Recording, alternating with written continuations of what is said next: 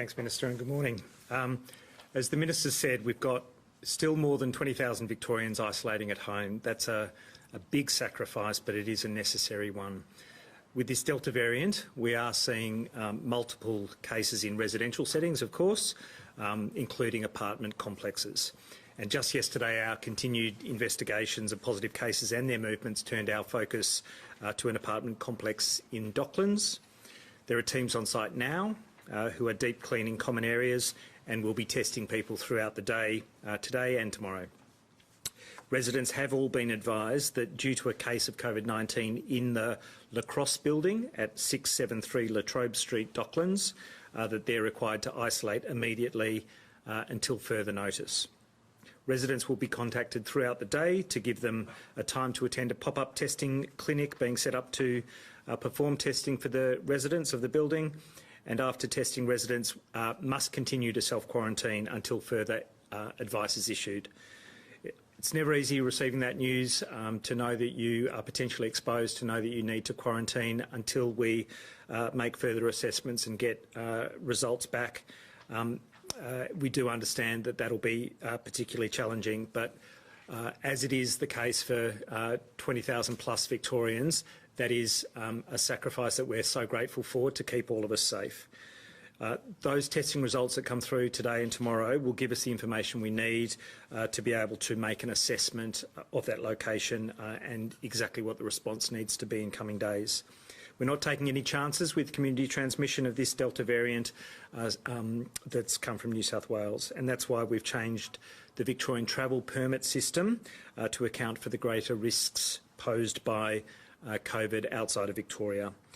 The Victorian travel permit system now designate areas across Australia and New Zealand as green, orange, red or extreme risk zones based on public health risk. I declared New South Wales in total as an extreme risk zone from 9 p.m. last night.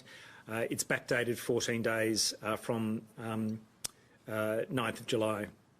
Victorian residents returning from a red zone who've been in an extreme risk zone in the last 14 days can only enter Victoria with an exemption, exception or another valid permit, such as a specified worker permit.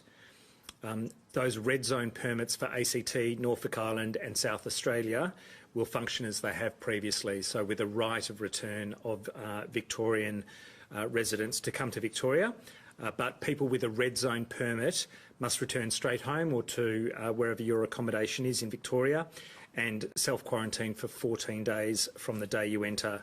You need to have a test within 72 hours and again on day 13 of your home quarantine, and then to complete that full 14 days. We're on high alert interstate but also here in Victoria. In addition, our wastewater testing's operating across the state with a particular focus in the border communities.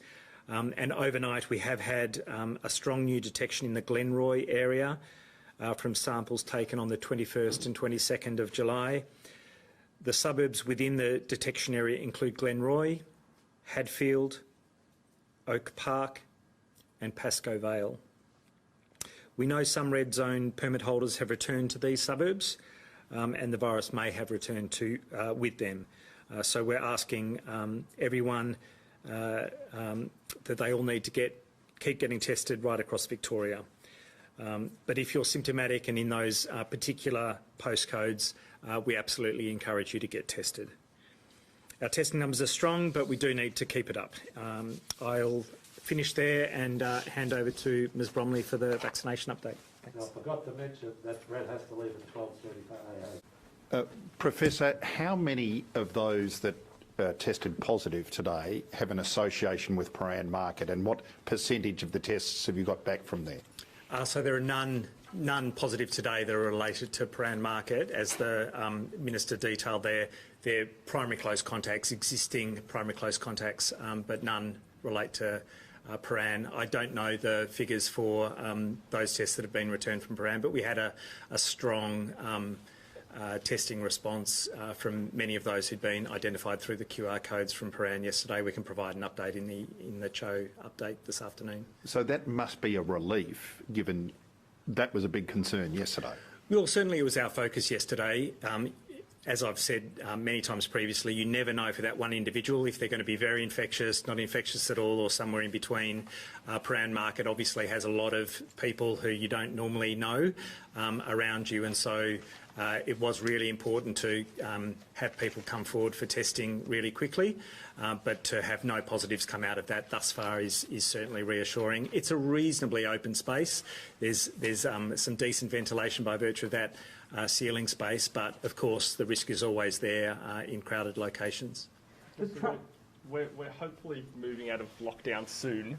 Do you think, considering this new risk that Delta is posing, we're going to have a higher level of base restrictions moving forward than we did previously? And if so, what would that look like? Oh, we'll have to consider all of that. Certainly, Delta is more infectious. It puts everything on a knife edge in lots of ways. We need to ensure that zero community transmission status for Victoria in order to manage that risk. And so we'll look at all of those settings and all of the mitigations that need to be in place for it. Masks become even more important in an era of the Delta variant. They've played a huge role, as has been highlighted by recent literature from the Burnet Institute. And indeed a review of our second wave in Victoria last year, the critical role that masks have played. So that'll be one of the baselines that we'll just need to live with globally. It won't be unique to Victoria or Australia. They're reviewing the advice on masks in lots of places where there's very high vaccination coverage because of the resurgence of the Delta variant and kind of third and fourth waves in a number of countries. Are you sporting crowds as well, given what's happened over the past couple of weeks? I think so. We'll have to consider it for anyone everywhere in terms of the potential risk and those particular settings where the risk of transmission might be higher, and when we're coming together with strangers or in large numbers, that becomes a particular focus. 163 cases in Sydney overnight. Are you comfortable with the restrictions that we have in place in Victoria to prevent that increase of cases coming across the border? Yeah, certainly we're doing absolutely everything. That extreme risk designation for the whole of New South Wales is part of that.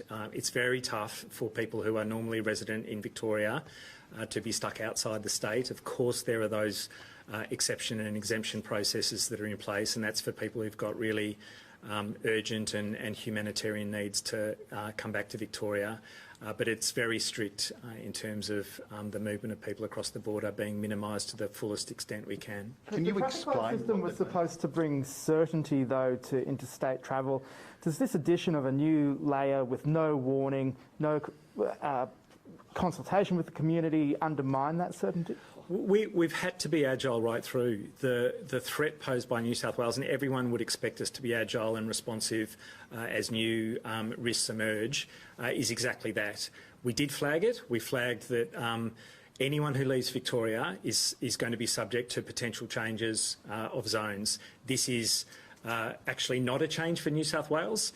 Because we said that we would need to do a pause for Victorian residents coming back to Victoria from red zones. What it effectively does is allows that right of return for people in South Australia, ACT, Norfolk Island, going forward, because they remain as red zones, but that default right of return for Victorian residents is able to be put into effect. But the management of those in New South Wales is entirely about protecting Victoria, and I think everyone here expects that should happen. Professor, the New South Wales Health Minister has responded to Premier Andrews' suggestion for the Ring of Steel. So recent comments, his entitlement to deal with his community is the way he wants to deal with it. He noticed the police unit had expressed concerns, and he doesn't see it as being an appropriate approach. What do you make of this? Oh, not for my comment. I'm a public health physician in Victoria. I don't Given work. the Premier's not speaking today, can we get any type of... Maybe the Minister can provide it. Can we just ask Brett a couple more questions before you go? So, but in practical terms, can you explain the difference of an extreme risk as against a red zone? Just in practical terms, what does that mean? Look, it really does relate to the caseload in any one jurisdiction, the trends over time, how much we expect cases to emerge each and every day. In South Australia, they've had a dozen plus cases over the last few days, but they're in lockdown. those numbers seem to be stabilising for a population of over 1.5 million. For New South Wales, 163 cases today, close to 2,000 active cases now. That's a big caseload. The risk of people coming from New South Wales having been potentially exposed to others who are infectious is much higher than for South Australia ACT. And so it's managing that hopefully proportionately. And it, like everything, will undergo review at regular intervals. If we need to upgrade other red zone areas, we'll do that. If at any point we can downgrade New South Wales or parts of New South Wales, we'll do that as well. Professor, in terms of the vaccine, you're meeting with the HPBC today. You guys meet regularly.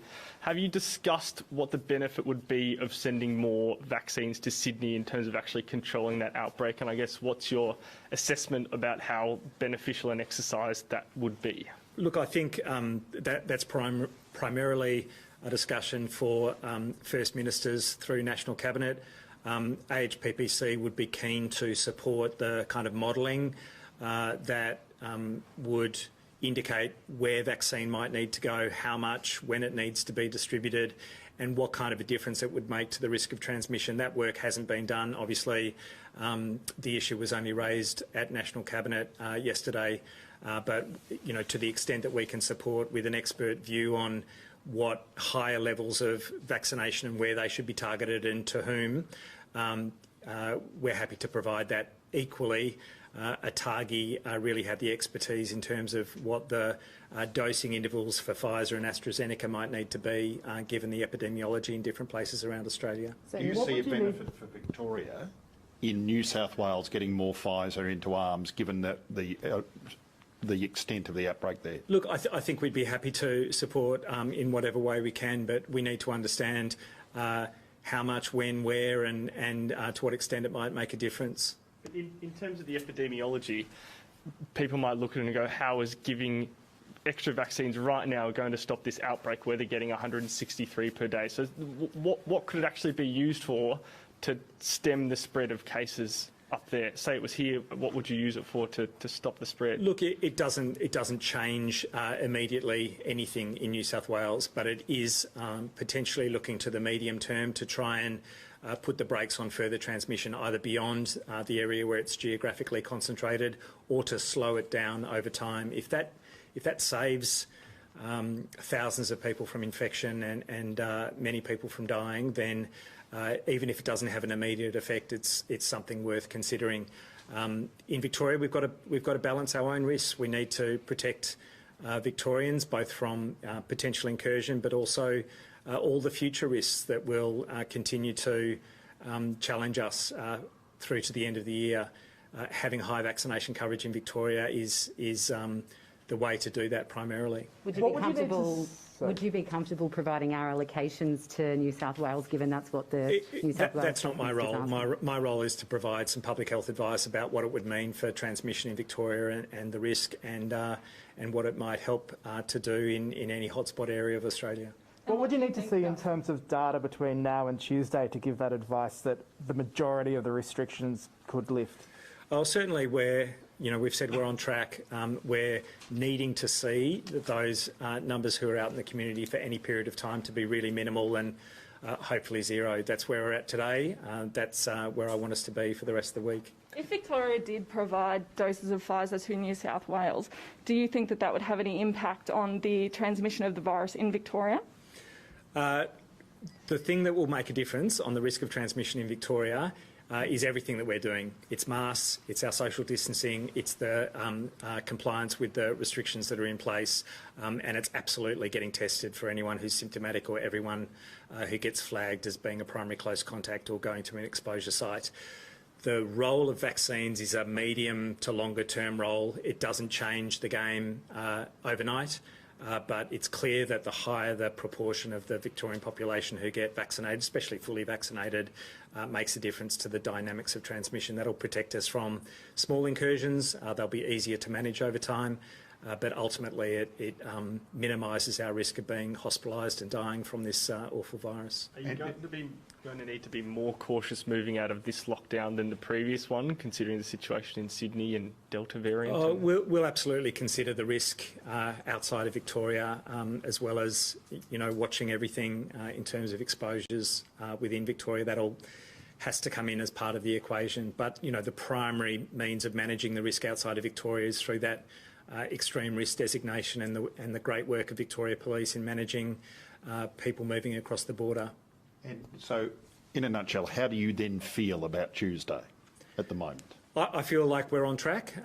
I have been surprised in the past, pleasantly and unpleasantly. I hope that this weekend brings us further good news in terms of everyone being in home quarantine or isolation throughout their whole infectious period. That would be really good news for Tuesday.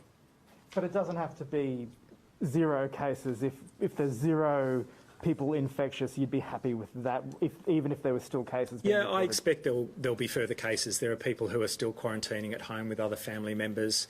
Some of those family members might have even separated at home through the quarantine period, but have been exposed early on, might turn positive, in their 14-day period.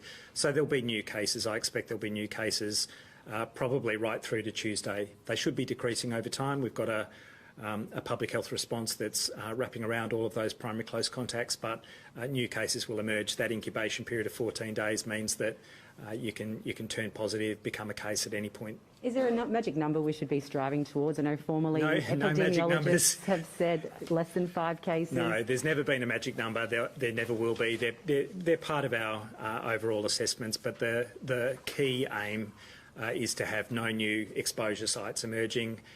If they happen to emerge, to have that level of confidence that we can chase them down, that they're known, controlled, and that we can respond to them quickly. So you mentioned exposure sites, so we've got over 400 at the moment, so how does that play out then?